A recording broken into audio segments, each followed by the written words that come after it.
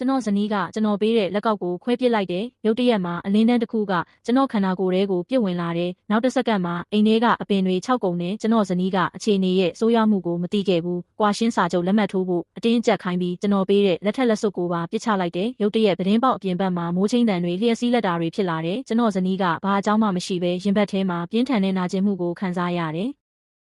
ကုမ္ပဏီရဲ့ကုန်သွယ်မှုကွင်းဆက်တွေတောင်ပြဿနာတွေစလာတယ်။သူမကရော်ကြေးငွေအများကြီးပေးရမယ့်အခြေအနေနဲ့ရင်ဆိုင်ရတော့မယ်ပြီးတော့လက်စွပ်ထဲကနေအလင်းတန်းတစ်ခုထွက်လာပြီးကျွန်တော်ခန္ဓာကိုယ်ထဲကိုပြန်ဝင်လာတဲ့ရွှေရောင်နဂါးတစ်ကောင်ကကျွန်တော်နောက်မှာပေါ်လာတယ်။ကျွန်တော်ကအသိဉာဏ်အပြည့်ရှိလာပြီးစိတ်ပိုင်းဆိုင်ရာချို့ယွင်းမှုတွေမရှိတော့ဘူး။ကျွန်တော်ဇနီးကိုမိသားစုရဲ့ကံကြမ္မာကမင်းရဲ့လုပ်ရက်တွေကြောင့်ပျက်စီးသွားပြီလို့ပြောလိုက်တယ်။ဒါကကျွန်တော်ကဆုံးတစ်ပါးဖြစ်လို့ပါ။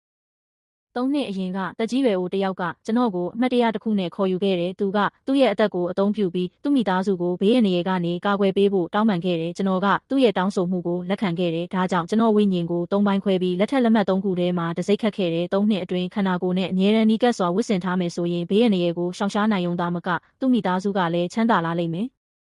အဲဒီနောက်မှာကျွန်တော်စိတ်ပိုင်းဆိုင်ရာချို့ယွင်းမှုတွေဖြစ်လာတယ်။ကျေးဇူးတင်တဲ့အနေနဲ့ကျွန်တော်ကိုကာကွယ်ဖို့အတွက်တက်ကြီးရွယ်အိုကသူ့မြေးမကိုကျွန်တော်နဲ့လက်ထပ်ပေးဖို့ဆုံးဖြတ်ခဲ့တယ်။သူတို့ကကျွန်တော်ကိုဘလို့ပဲဖြစ်ဖြစ်ကောင်းကောင်းဆက်ဆံဖို့တိုက်တွန်းခဲ့တယ်။ဒါပေမဲ့တက်ကြီးရွယ်အိုကွယ်လွန်သွားပြီးတဲ့နောက်မှာသူ့မိသားစုရဲ့စစ်မှန်တဲ့သဘောထားတွေစတင်ပေါ်လွင်လာတယ်။သူတို့ကကျွန်တော်ကိုနေ့တိုင်းစော်ကားကြတယ်။အခု3 နှစ်စာချုပ်ပြေးဖို့တရက်ပဲလိုတော့တဲ့အချိန်မှာကျွန်တော်ဇနီးရဲ့ပထမဆုံးချစ်သူကဒီပကနေရုတ်တရက်ပြန်ရောက်လာတယ်။သူ့ရဲ့ပထမဆုံးချစ်သူကိုမြင်လိုက်တဲ့အခါမှာကျွန်တော်ဇနီးကကွာရှင်းဖို့အတင်းကျပ်တောင်းဆိုရုံသာမကအမှတ်တရ2 ခုကိုပါအများရှေ့မှာခွဲပစ်လိုက်တယ်။အမှတ်တရတွေကျိုးပဲ့သွားတဲ့အခါကျွန်တော်ဝိညာဉ်ကတဖြည်းဖြည်းချင်းခန္ဓာကိုယ်ထဲကိုပြန်ဝင်လာပြီးစိတ်ပိုင်းဆိုင်ရာချို့ယွင်းမှုတွေမရှိတော့ဘူး။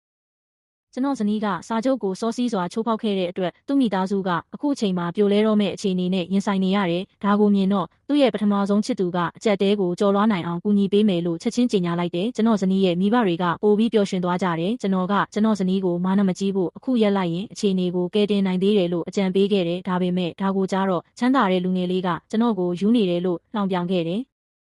ပြီးတော့ကျွန်တော်ကိုလစ်လူရှုပြီးအများရှေ့မှာဒူးထောက်ပြီးကျွန်တော်ဇနီးကိုလက်ထပ်ခွင့်တောင်းတယ်။ဒါကိုမြင်တော့ကျွန်တော်ဇနီးရဲ့မိဘတွေကအယံဝမ်းသာသွားကြတယ်။ကျွန်တော်ဇနီးကလည်းပျော်ရွှင်တဲ့အပြုံးနဲ့ချက်ချင်းသဘောတူလိုက်တယ်။သူတို့ရဲ့ပျော်ရွှင်တဲ့အပြုံးတွေကိုကြည့်ရင်ကျွန်တော်ကဘယ်တော့မှအပြင်လူတစ်ယောက်မှမဟုတ်ခဲ့ဘူးဆိုတာချက်ချင်းသဘောပေါက်လိုက်တယ်။ပြီးတော့ကျွန်တော်ဇနီးကကျွန်တော်ဘက်လှည့်လာပြီးနောက်ဆုံးအမှတ်တရဆွဲသည်ကိုဆွဲဖြုတ်ကကွာရှင်းစာချုပ်ကိုချက်ချင်းလက်မှတ်ထိုးပြီးအိမ်ကနေထွက်သွားဖို့ပြောလိုက်တယ်။နောက်တစ်စက္ကန့်မှာလျှက်စီးလက်တံကတကားဝအပြင်ဘက်ကတစ်ပင်ကြီးကိုထိမှန်သွားတယ်။ကျွန်တော်ဝိညာဉ်ရဲ့နောက်ဆုံးအပိုင်းကကျွန်တော်ခန္ဓာကိုယ်ထဲကိုပြန်ဝင်လာတယ်။ကျွန်တော်က3 နှစ်လုံးဇနီးဖြစ်နေနေထိုင်ခဲ့ရတဲ့အမျိုးသမီးကိုဝမ်းနည်းစွာကြည့်လိုက်ပေမဲ့သူမရဲ့အကြည့်ကချမ်းသာတဲ့လူငယ်လေးစီမှာစိုက်ကြည့်နေတယ်။သူမကကျွန်တော်ကိုအမြန်လက်မှတ်ထိုးဖို့တိုက်တွန်းတယ်။နောက်ဆုံးမှာကျွန်တော်ကအရာအလုံးကိုလွှတ်ချဖို့ဆုံးဖြတ်ပြီးကွာရှင်းစာချုပ်ကိုလက်မှတ်ထိုးလိုက်တယ်။အဲ့ဒီအချိန်မှာပဲမိသားစုဝင်တိုင်းဖုန်းခေါ်ဆိုမှုတွေရရှိခဲ့ကြတယ်။ဖုန်းခေါ်ဆိုမှုတွေကနေရာအနှံ့ပြားမှာရှိတဲ့စောက်လုပ်ရေးစီမံကိန်းတွေပြိုကျပြီးလူအများပြားထိခိုက်ဒဏ်ရာရရှိခဲ့တယ်လို့ပြောကြားခဲ့တယ်။ဒါကကုမ္ပဏီရဲ့ရှယ်ယာဈေးနှုန်းကိုကျဆင်းစေခဲ့တဲ့ဘဏ်တွေကချင်းငွေပြန်ဆက်ဖို့တောင်းဆိုလာကြတယ်။